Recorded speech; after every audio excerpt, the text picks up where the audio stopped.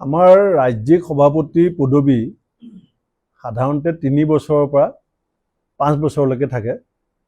মই প্ৰায় 4 বছৰ আৰু এমাহ থকা হ'লে 4 বছৰ হ'লহেঁতেন। গতিকে আমাৰ দলে মোক 4 বছৰ ৰাজ্যখনৰ সংগঠনৰ আটাইতকৈ শীৰ্ষ পদত কাৰ্যনিৰ্বাহ কৰাৰ যিটো সুযোগ দিছিলে, তাৰ কাৰণে মই নিশ্চিতভাৱে আমাৰ অল ইণ্ডিয়া কংগ্ৰেছ কমিটিৰ সভাপতি শ্ৰীযুত মাল্লিকাৰ্জুন খাৰ্গে ডাঙৰীয়া, আমাৰ লোকসভাত বিৰোধী দলৰ দলপতি শ্ৰীযুত ৰাহুল গান্ধী ডাঙৰীয়া আৰু আমাৰ সাংগঠনিক সাধাৰণ সম্পাদক শ্ৰীযুত কে চি বেণুগোপাল ডাঙৰীয়া প্ৰমুখ্যে মই দলৰ নেতৃবৃন্দক কালিয়ে টেলিফোন যোগেও কৃতজ্ঞতা জনাইছোঁ আৰু আজিও মই আপোনালোকৰ জৰিয়তে কৃতজ্ঞতা জনাইছোঁ। দ্বিতীয়তে, মোৰ কাৰ্যকালত তৃণমূল পৰ্যায়ৰ পৰা, বুথৰ পৰা, জিলাৰ পৰা ৰাজ্যিকলৈকে আমাৰ যিসকল কৰ্মকৰ্তাই মোক সহযোগিতা কৰিলে, মই তেখেতসকলক কৃতজ্ঞতা জনাইছোঁ। অসমৰ সংবাদ মাধ্যমকো মই এটা কথাত শলাগ ল'ম যে ভাৰতবৰ্ষত বিৰোধী দলবিলাকে সংবাদ মাধ্যমক সদায় দোষাৰোপ কৰিছিলে যে সংবাদ মাধ্যম চৰকাৰৰ পক্ষত থাকে, কিন্তু মই এই কথা অকপতে স্বীকাৰ কৰিম যে বিৰোধী দলটোৰ সভাপতি হিচাপে মই যেতিয়া যি কথা কৈছিলোঁ সেয়া হুবহুভাৱে অসমৰ প্ৰত্যেকটো সংবাদ মাধ্যমে ৰাইজৰ সন্মুখলৈ লৈ গৈছিল। আৰু আমাৰ নতুন সভাপতি গৌৰৱ গগৈ ডাঙৰীয়াকো কালিয়ে মই অভিনন্দন জনাইছোঁ। আজিও মই তেখেতৰ লগতে 3গৰাকী কাৰ্যকৰী সভাপতিক অভিনন্দন জনাইছোঁ। আৰু মোক যিটো দায়িত্ব দিছে কেম্পেইনিং কমিটিৰ সভাপতি হিচাপে, মই নিশ্চিতভাৱে আগৰ পৰা আপোনালোকৰ আগত কৈ থাকোঁ যে কেন্দ্ৰীয় নেতৃত্বৰ যিকোনো সিদ্ধান্ত মই মানি ল'ম আৰু এই সিদ্ধান্ত মই মানি লৈছোঁ আৰু মোক যি দায়িত্ব দিছে সেয়া মই নিষ্ঠাৰে পালন কৰিম, সেই কথা নিশ্চিত। মুখ্যমন্ত্ৰীক মই উৰাজাহাজত দিল্লীৰ পৰা আহোঁতে লগ পোৱাটো সঁচা, আৰু এইটো মই আগতেও আপোনালোকক সংবাদ মাধ্যমৰ আগত এই কথাটো কৈছিলোঁ যে মই মুখ্যমন্ত্ৰীক উৰাজাহাজত লগ পাইছোঁ। আপোনালোককো মই কৈছোঁ আগতে, লখিমপুৰৰ মিটিং এখনতো কৈছোঁ আৰু APCC মিডিয়া ডিপাৰ্টমেণ্টৰ মিটিঙতো মই এই কথাটো তেওঁলোকক কৈছিলোঁ। আৰু মুখ্যমন্ত্ৰীয়ে যিটো কথা মোক কৈছোঁ বুলি কৈছে, এইটো ওলালে ক'ৰ পৰা? তেখেতে মোক কৈছিলে যে তোমাৰ এনেকুৱা কি শক্তি আছে যে তুমি মোক মানে বগৰাই দিম বুলি পেলাই সদায় ক্ষমতাৰ পৰা বিজেপিক আঁতৰাম বুলি কৈ থাকা। তেতিয়া মই তেখেতক কৈছিলোঁ যে আপোনাৰ বিৰুদ্ধে ৰাইজৰ যিটো ক্ষোভ আছে সেইটো আমি ভোটলৈ পৰ্যবেক্ষিত কৰিম আৰু আপোনাক ক্ষমতাৰ পৰা আঁতৰাম। তেতিয়া তেখেতে মোক কৈছিলে যে তুমি এপ্ৰিল মে' মাহত তোমাৰ নিজৰ চকীখনেই নাথাকিব, গতিকে তুমি মোক কেনেকৈ আঁতৰাবা? তেতিয়া মই তেখেতক ক'লোঁ যে আপুনি কংগ্ৰেছৰ ভিতৰৰ খবৰ নাপায়, আপুনি যিটো মোক বাৰ্তা দিছে এইটো আপোনাৰ চ'ৰ্চটো উইক চ'ৰ্চ। তেতিয়া মুখ্যমন্ত্ৰীয়ে মোক কৈছিলে যে মোক আণ্ডাৰ এষ্টিমেট নকৰিবা। সেইখিনিয়ে কথোপকথন।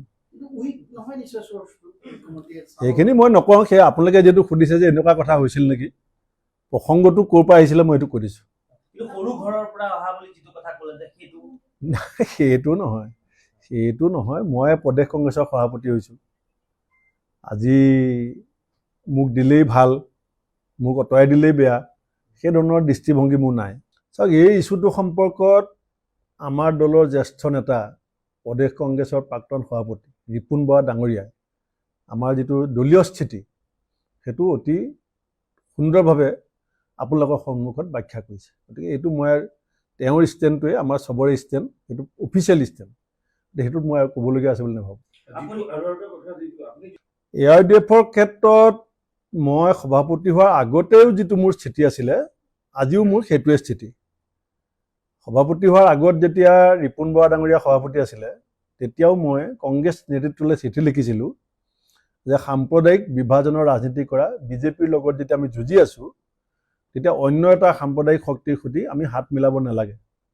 কিন্তু 21 চনত মোৰ কথাটো সেই সময়ত ইমান গুৰুত্বপূৰ্ণ নাছিল, এলায়েন্স হৈছিলে আৰু সভাপতি হৈ পেলাই সেই এলায়েন্সটো প্ৰথম দিনাখনেই ভংগ কৰিছিলোঁ। আৰু এতিয়াও মই ভাবোঁ যে আমি RSS বিজেপিৰ লগত যদি যুঁজিবলৈ হয়, তেতিয়াহ'লে আমি অন্য এটা সাম্প্ৰদায়িক শক্তিৰ লগত হাত মিলালে অসমৰ ৰাইজে কি ভাবিব সেইটো আমি গভীৰভাৱে বিশ্লেষণ কৰি ল'লে ভাল হ'ব।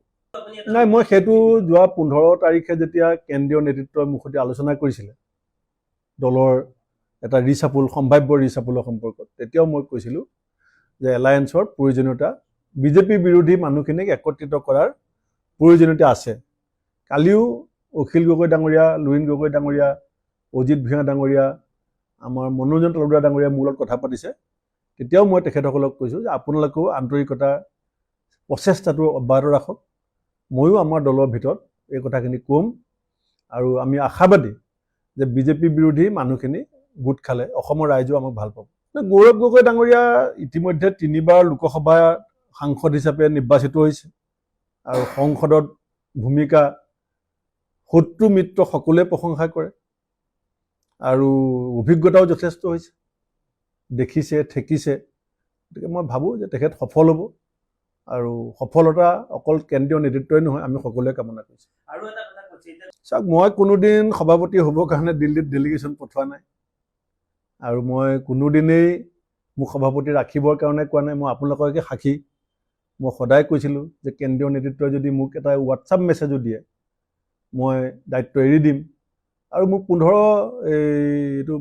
15 মে'ত মোক মাতি নি পেলাই কৈছিলে যে আমি কিছু এনেকুৱা চিন্তা কৰিছোঁ। আপোনালোকে দেখিছে 15 মে'ৰ পৰা আজিলৈকে এই মুহূৰ্তলৈকে মই মনে মনে আছিলোঁ। তাৰ অৰ্থটো কি? মোক আপোনালোকেও বহুতে ফোন কৰিছিলে যে আপোনাক লগ পাব লাগে, কথা পাতিব লাগে। মই কি কৈছিলোঁ যে মই অকণমান আঁতৰি আছোঁ, বেয়া নাপাব। কিয় আঁতৰি আছিলোঁ? মই কেন্দ্ৰীয় নেতৃত্বক কথা দিছিলোঁ যে দলটো ভাল হোৱাৰ খাতিৰত আপোনালোকে যি সিদ্ধান্ত ল'ব মই মানি ল'ম। আৰু মই মানি লৈছোঁ বুলি কালি লগে লগে মই টুইট কৰিছোঁ। ৰাইজৰ মৰমত কথা আমি চৰকাৰক ক'ব পাৰোঁ। ভূপেন বৰাই ৰাইজৰ স্বাৰ্থত ৰাইজৰ কণ্ঠ হিচাপে, বিৰোধী দলৰ সভাপতি হিচাপে যিখিনি কথা চৰকাৰৰ সন্মুখত ৰাজহাড় ফোন কৰি বুকু পিন্ধাই চৰকাৰৰ চকুত চকু থৈ ক'ব লাগে, সেইখিনি কথা কৈছিলোঁ বুলি মই দৃঢ়ভাৱে বিশ্বাস কৰোঁ। এইখিনি সময়ত সংগঠন কৰিবলৈ যথেষ্ট সুবিধা আছে, কাৰণ এতিয়া মই যেতিয়া সভাপতি হৈছিলোঁ MLA টিকেট বিচৰা মানুহ বাদ দিয়ক, দলৰ পদবী ল'বৰ কাৰণে মানুহ নাছিলে। আপোনাৰ 17খন জিলা সভাপতিয়ে পদত্যাগ কৰিছিলে, 64টা ব্লকত সভাপতি নাছিলে, BTRত কংগ্ৰেছ শূন্য আছিলে। আপোনালোকে জানে কংগ্ৰেছে 20 বছৰ BTRত কণ্টেষ্ট কৰা নাছিলে। হাইলাকান্দি জিলাখনত কংগ্ৰেছ শূন্য হৈ গৈছিলে। এতিয়া 17খন জিলা সভাপতি পদত্যাগ, 64জন ব্লক সভাপতি পদত্যাগৰ মাজত ৰাজীৱ ভৱনত যেতিয়া মই যাওঁ, আপোনালোকে বহুতবাৰ নিউজ কৰিছিলে যে ৰাজীৱ ভৱন নিমাও মাও সভাপতি অকলে গাড়ীখন লৈ বহি আছে, এনেকুৱা নিউজ আপোনালোকে বহুত বজাইছিলে। এতিয়া এটা চবতছে ভাল কথা যে আপুনি দেখিব একেবাৰে কমেও 300 MLA এপ্লিকেশ্যন আমি এতিয়া পাম, একেবাৰে কমেও মই কৈছোঁ।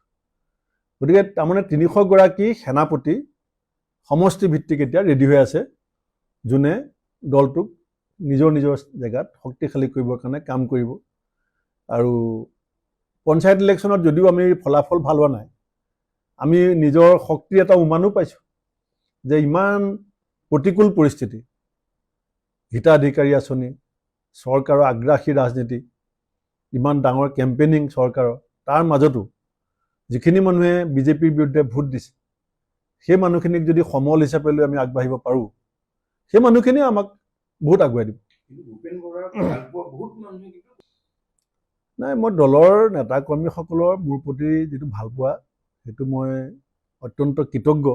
মই কালিৰ পৰা বহুত টেলিফোনো পাইছোঁ, মেছেজো পাইছোঁ, কিন্তু মই সকলোকে আহ্বান জনাইছোঁ যে এইটো সময়ত আমি ব্যক্তিগত চিন্তাবিলাকক বাদ দি ৰাজ্যখনৰ মানুহখিনিয়ে কি বিচাৰিছে, ৰাজ্যখনৰ নতুন চামটোৱে কি বিচাৰিছে, যুৱ প্ৰজন্মই কি বিচাৰিছে, আৰু আমাৰ মূল সমস্যাবিলাক কি। মূল সমস্যা মোৰ চকীখন নহয়, আমাৰ যিটো মূল সমস্যা আছে ৰাজ্যখনৰ, সেইবিলাক সমাধানত আমি কেনেকৈ আগভাগ ল'ব পাৰোঁ, সেইটো কাৰণে আমি এটা সংঘবদ্ধ প্ৰচেষ্টা আমি যোগাত্মকভাৱে চবেই ল'ব বুলি পেলাই মই আশা কৰিছোঁ। হ'ব, ধন্যবাদ। এতিয়াতো চাওক, দায়িত্ব দলে দিছেই, প্ৰচাৰ সমিতিৰ দায়িত্ব দিছে, সেইটো আমি আলোচনা কৰিম দলত যে প্ৰচাৰ সমিতিয়ে কেনেকুৱা ভূমিকা হ'ব লাগে, চবৰে অনুমানো আছে। আৰু দ্বিতীয়তে ৰঙানদীত ইলেকশ্যন খেলিবৰ কাৰণে পৰিকল্পনা কৰিছোঁ, যিটো মই কেন্দ্ৰীয় নেতৃত্বকো জনাইছিলোঁ যে মোক যদি দলে একো দায়িত্বও নিদিয়ে তেতিয়াও মই জেগা এটা উলিয়াইছোঁ কাম কৰি থাকিবৰ কাৰণে। আৰু তেতিয়া দলে মোক কৈছিলে নহয় তুমি সমষ্টিও চাবা আৰু দলৰো কাম কৰিব লাগিব। এতিয়া মোৰ দুটা কামটো অলৰেডি আছেই, এটা ৰঙা নদী, এটা নিৰ্বাচনী প্ৰচাৰ সমিতি। দুইটাতে নিষ্ঠা, সততা আৰু সৰ্বশক্তিৰে চেষ্টা কৰিম। ধন্যবাদ। যিকোনো খবৰৰ বাবে যোগাযোগ কৰক 7099017330 লগতে 7099017110 নম্বৰত।